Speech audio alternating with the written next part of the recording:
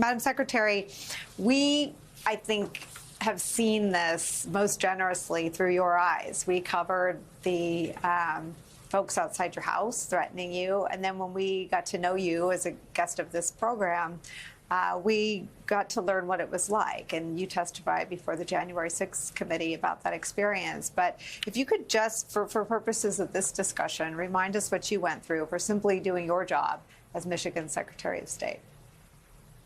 Yeah, well, thanks, as always, Nicole, for having me and the highlighting this reality for so many of us who, as Shay so aptly put it, are just trying to do our jobs and make sure everyone can vote.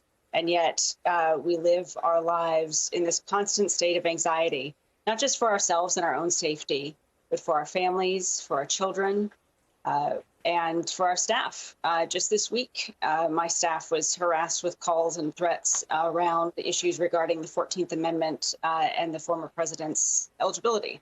So it's a constant state of anxiety that we're in, and whether it's people gathering outside my home in the middle of the night, yelling at me to come outside and face them so that I could seek justice for the 2020 election cycle, or it's phone calls that sometimes I get, voicemails that I hear after putting my kid to bed at night saying, you know, we can't wait to see you hanging from a tree. Those are all real. And it's something we've lived with for years now, since the 2020 election cycle. And it's something that shows no sign of abating.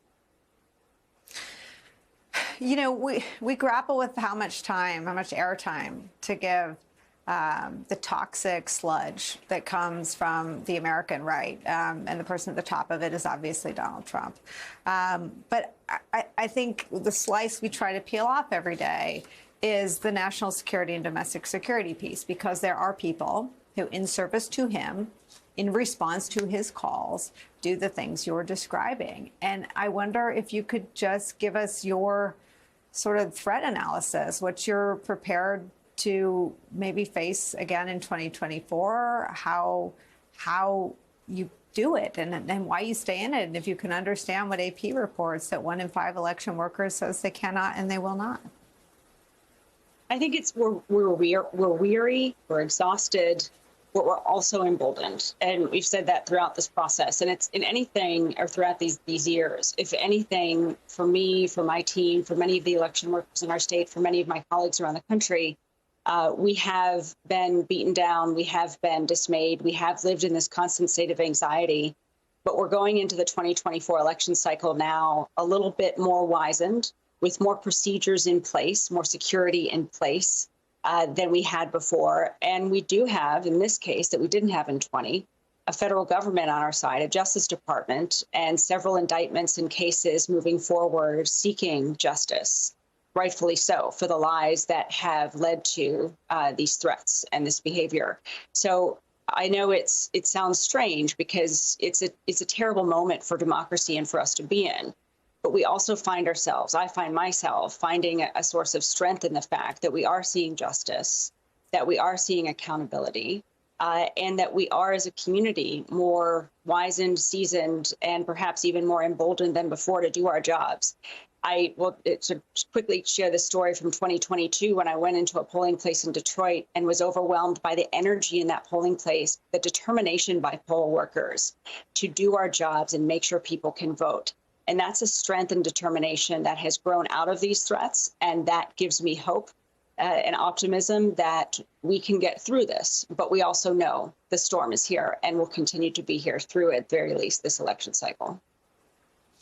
I know that you have nonpartisan or bipartisan support from other secretaries of state. It's never been a particularly partisan job in any state. And I think Trump really made that the case when he went after Brad Raffensperger, Republican of Georgia. He went after you. And there was not really a distinction in his ferocity. In some instances, the things that he asked of Republicans were even more audacious and brazen. And I wonder if you can talk about that dynamic and that relationship. Well, with my colleagues or with the former president? With other secretaries of state, with other, other people in this post. It is a post that is almost unnaturally in focus and of the obsession of someone who wants to cheat, right? Donald Trump couldn't cheat just with governors. He needed the secretaries of state if he wanted to overturn elections. So enter Brad Raffensperger, enter yourself, enter other election officials who in history have not been particularly pivotal figures in the public arena around election conversations.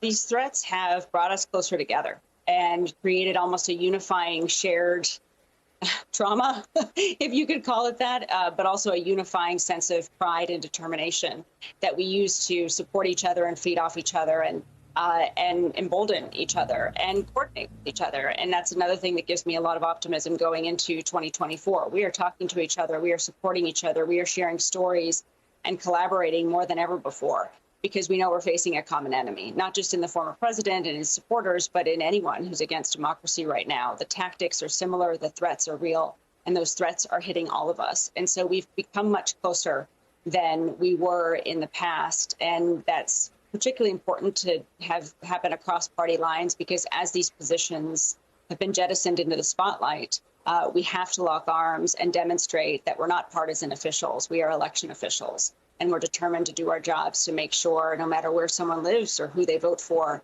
that their vote counts and that they can trust the results of the election. So we find focus in that. We find connectivity and collaboration in that, and strength in that helps us get through these challenging moments.